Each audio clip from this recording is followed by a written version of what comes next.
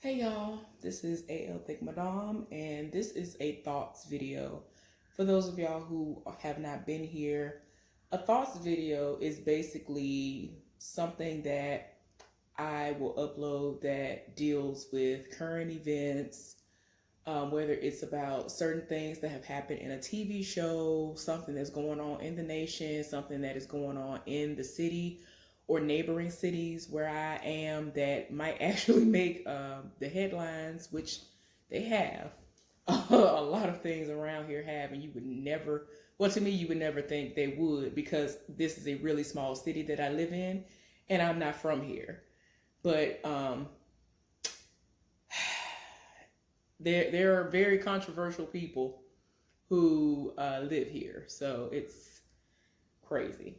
High profiled, very high profile people, and I would have never thought that would be the situation, but it is. But anyway, y'all, this thoughts video is about Meg The Stallion. So sometime today, earlier today, which when y'all see this, it will be yesterday, she confirmed that she indeed was shot by Tory Lanez. Now, this is something that most of us already knew, despite the fact that she wasn't speaking at the time before her team and his team decided that they would keep it on the hush for legal reasons and whatever other reasons that might come up later on, which might be something that would, protect their images or whatever. So she felt compelled the other day to come online and post pictures of her foot because there were so many people who, for whatever reason, thought that she was lying about being shot to begin with. And it's like, I mean, I know that there are people out there who lie about being about their life and being in the streets and, the Rick Rosses of the world, like the rapper Rick Ross, not the real Rick Ross, as people love to refer to, but, because, Rick Ross, he apparently didn't have any of that stuff going on, but he just took on somebody else's persona and he has made millions off of it. So, I guess that was a smart business move on his behalf, but that's not why we're here. I'm just saying in comparison to that. But yeah, she felt like she needed to let people know I have been shot. Why do I need to lie about being shot? And then today, which again will be tomorrow for y'all when this is uploaded, she said, like, she went live and she let everybody know, I'm done protecting this person. It is what it is. I've tried to be quiet, but y'all are going on all these different places trying to drag me and lying and doing the most. So everybody finna get the truth right now. And then she went on to tell everybody that Tory Lanez did in fact shoot her. And she let everybody know that there was an argument. She got out of the vehicle trying to leave, and that is when he shot at her. And the only reason why she didn't say anything immediately, especially when she'd been questioned by the police, was because there were helicopters above them, there were police all around them, and she was fearful that all four of the people who were present, including herself, will be shot and killed. We already know that we are living in a time that being black is all you need. That is literally all the ammunition that is needed for you to be shot and killed. And more than likely, you will have a better chance of keeping your job, pension, and everything else if nobody cares enough about your story of being killed to do something about it. And she did not want to become another hashtag. And so she didn't say anything in the moment. She was just trying to say what she needed to say in order to get everybody out of the situation alive and herself to the hospital. And everybody had been arrested by her. And for whatever reason, Tory had been going on various platforms and his team, and like, people have just been lying and just saying things and stirring the pot, and she got sick of it and she got on social media and was like, I'm typically not that type of person to bring stuff on social media and use it as a diary and all this other stuff, but what you're not finna do is play in my face. I was like, oh my gosh, what in the world. So she's sick and tired of it, and I don't blame her. This is my issue with all of this.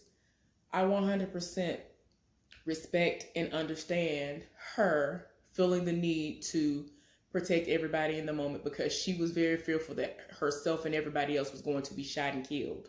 Y'all already know the racial climate that we live in. Don't nobody have time for that. And I mean, I get it, because there are so many instances that have been documented, that have been filmed. All of this where you have had Black people to call, and they were the ones in distress, and they were the ones who ended up killed when they were the ones who needed the help to begin with.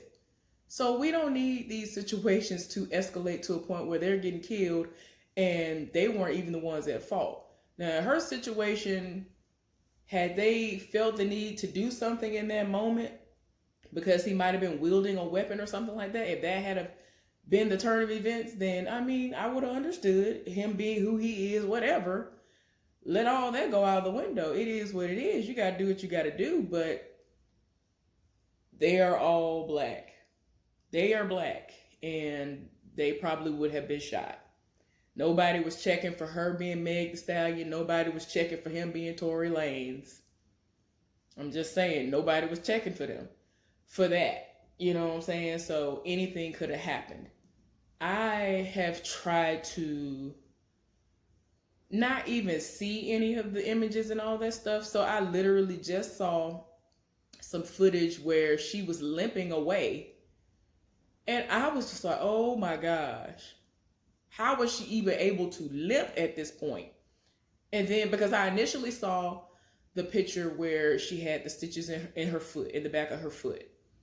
And then I literally just saw the video where, like, I saw a very short clip where they showed her with her hands up, walking away, you know, trying to, you know, make the police understand that she's not a threat and doesn't have a weapon. And she was limping, and I was just like, oh my gosh, this is too much. So I don't know when that video was released, but I mean, when it comes to certain things, I try not to even see it. So I had not seen that video, and I just couldn't help but to see the picture of her foot because it's been everywhere. And then I just started seeing everything where she went live today. So I kind of couldn't, you know, help but see that as well. So it's just a lot. And ultimately, I just hate that a lot of us Black women, we protect a lot of trifling Black men who don't deserve it, because if it was something that should be returned, they wouldn't do the same for us. And this is definitely only geared towards the trifling Black men who will go to bat for anybody else that's not Black.